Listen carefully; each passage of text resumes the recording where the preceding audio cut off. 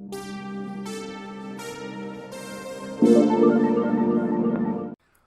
going on, everybody? This is Richboywayne, aka the Specialist of Opportunity, and in today's video, we're going to be talking about the 5 mid-level cards for people out of bankruptcy. Now, to compile this list is actually kind of interesting, because I did a video a while back about the top 5 cards for beginners, and I decided that it was time to upgrade that video, or do an update, rather, to that video. But I was going to wait to do an update until 2021, but then things started to happen, and so I decided, you know what, I'm not going to make an update quite yet, okay? But I am going to make an amendment to that video. So this is kind of like the second part of that video, where in this video, this is like the mid-level cards for people who maybe had a bankruptcy about 6 months ago or so, and you're kind of looking to get back on your feet, and you're kind of looking to reestablish your credit, or you've already established some credit, but you want to continue that on. And so that's what this video is for. And I compiled this list of credit cards using 5 metrics, okay? The first metric that I used was cards that have a low or no annual fee. So basically cards that have either a 0 annual fee, if at all possible, which, as we all know, a lot of these cards probably don't, or a low fee. And what I consider low would be anything under like $30, for an annual fee. The second metric was the probability of getting the cards. Now, when you've had a bankruptcy, your chances of getting some credit cards are kind of iffy. But these cards, actually, I've either gotten them myself with bankruptcy, or I know people who had one on their credit report, and they've gotten these cards. However, by the time you're watching this video, that may change, okay? As we all know, with this whole thing that's going on, I'm not going to say what it is because, I'll get demonetized or, flagged or whatever. With the thing that's going on right now, credit is kind of difficult to get right now. So, you got to really be cautious of what you apply for. But most of these cards, I would say you could probably get like outside of 6 months outside of your bankruptcy. So if your bankruptcy's been discharged in like January, for example, you could probably get these cards in maybe like June or July, something like that.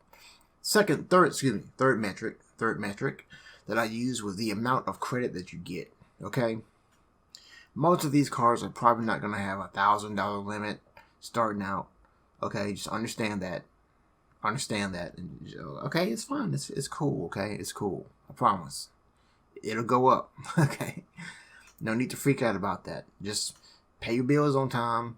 Pay it off on time. It'll go up. I promise. And then the fourth and final metric that I used was the rating of the card. What are people saying about the card? What are the reviews on the cards? That sort of thing. If they all say that it has horrible customer service, which most of these have horrible customer service, if you ever have to call customer service, you're going to have issues. But that's what I ranked these. And I put these in Excel, and I put a number beside them. And then I took that number and I sorted it, and that's how I got the list. So, you may not agree with the list. Other people may not agree with them, but this is my list. Here it is. Let's dive into it. Okay, so right out of the gate, we have the Indigo Mastercard. Now, with the Indigo Mastercard, it's actually pretty simple. With this card, you have anywhere between a $75 to $99 annual fee with this card. Okay? It does have a 24.9 APR and a $40 late fee. Now, I'm trying to look on their page and see if it shows that. It doesn't show it, but it does say that it does have chip card technology. All cards pretty much have this. Monthly reporting, this is very important.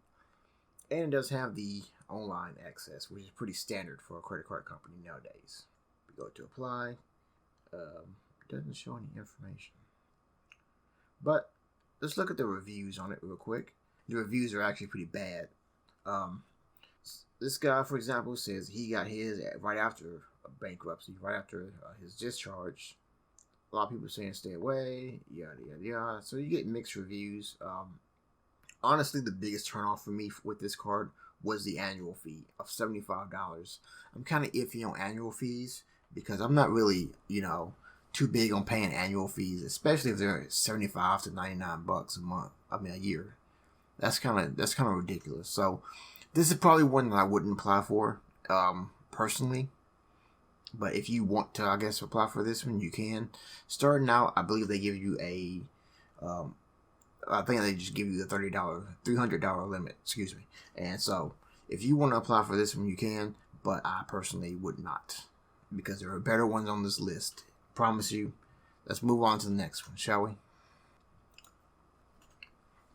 Okay, so this was real similar to the Indigo Mastercard. This is the Destiny Mastercard, and same format. Actually, I think this website is copied off of their website, which is kind of interesting. Maybe it's owned by the same the same parent company. Who knows? But they all have the same thing. Online access, unsecured credit card, which I think is kind of cool. No deposit on this particular card. You do get to choose your own design, which I think is pretty cool. They do have the quick qualification, so it doesn't affect your credit score. And for the most part, it seems like a really decent card. It does have, again, just like the Indigo Platinum card, it does have a $75 to $99 annual fee, and it has a $24.9 APR and a $40 late fee. So, look at the ratings on this. The ratings are actually pretty horrible on this card, just like with the other one. And this guy said, for example, he applied and he was denied with a 650 credit score. So this may not be one that you really want to go for. Some people, I guess, like it. Some people don't. The majority of the ratings on this card are horrible. So this is probably one that I wouldn't apply for. So I would probably stay away from this one. Even with the, actually because of the annual fee along with the other, issues that were pointed out. So I would probably stay away from this one. This isn't one that I would personally apply for. But, when you don't have, I guess when you have bankruptcy, there's not really many options as far as credit cards are concerned. So it all depends really on what you want to do. Which brings me to the third card. The third card that we're going to take a look at. Okay, so this card is the Mercury Mercury Mastercard. It does have a $0 annual fee, which you'll like about that, which is a little bit different than the other one. It does have 1% cash back, which is actually pretty rare for cards for people who have bankruptcies. You're not really going to see that a lot. However, it does have a 25.99 APR, which is kind of high actually. All the other ones seem to have like 24.9, but this one has 25.99, and it has a $40 late fee. Now, this one was actually a pretty decent one. I did apply for this one and I got it. And I think I got like a $500 limit on this one. I don't remember exactly, but as you can see, the ratings on these cards are pretty decent. Not the best, but it's not horrible either. And it seems like a pretty decent card to get. This guy says he wasn't approved, which is kind of weird.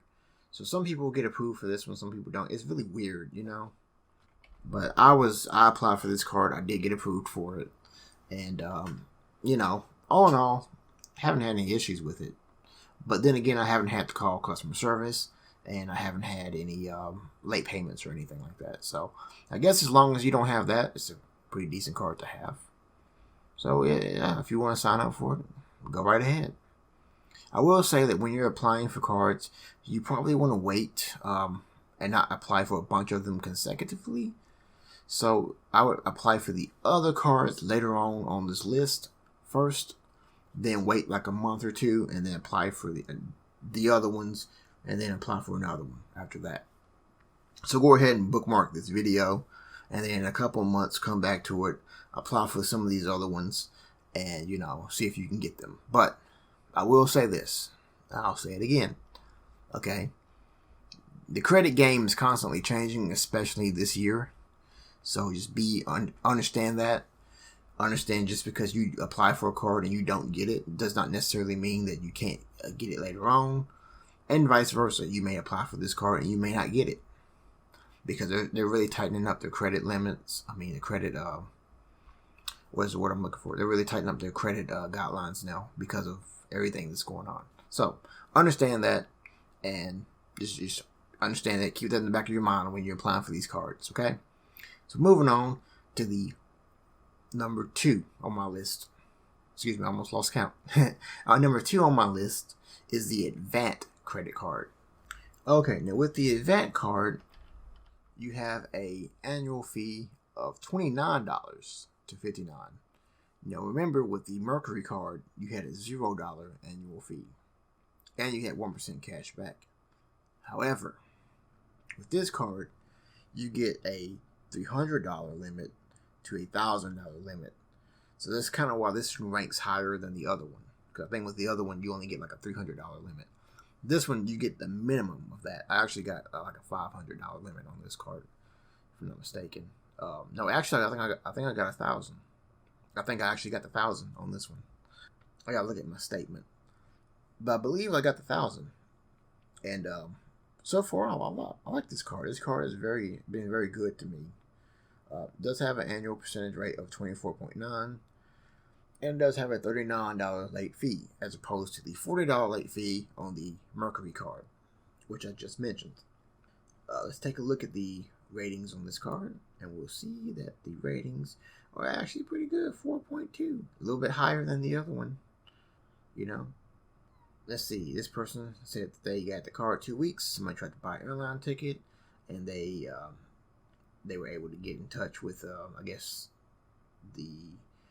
they were able to get in touch with them via email and basically decline the charge. So that's kind of cool. It's nice knowing that you can they look out for your card, and there's some security features with it, which you typically don't get at this range of cards anyway, but for some strange reason you do on this one, which is great. I'm not complaining about it. I wish more cards would do this, and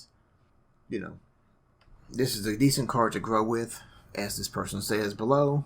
I think it's a great card. Haven't had any issues with it, and this is one that I would recommend.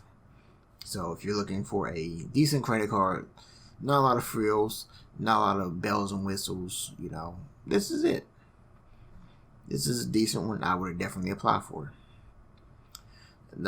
Which brings me to the last one on our list here, the cream of the crop, if you will, the big kahuna, the main event of this video, and the main reason why I'm probably making this video anyway, especially in 2020 with everything that's going on, which is our number 1 card, the upgrade card.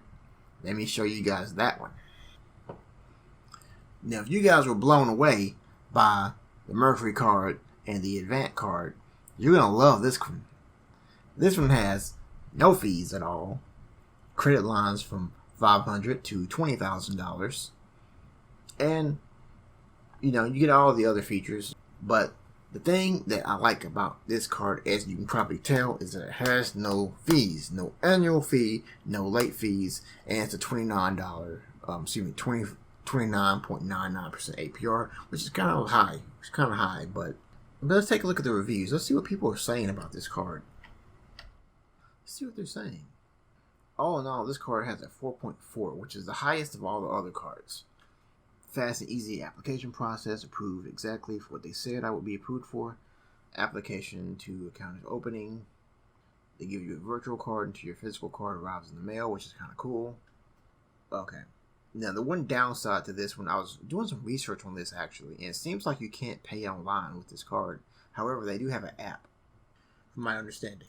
There is an app you can use, but there is no way to pay online. I'm hearing conflicting things.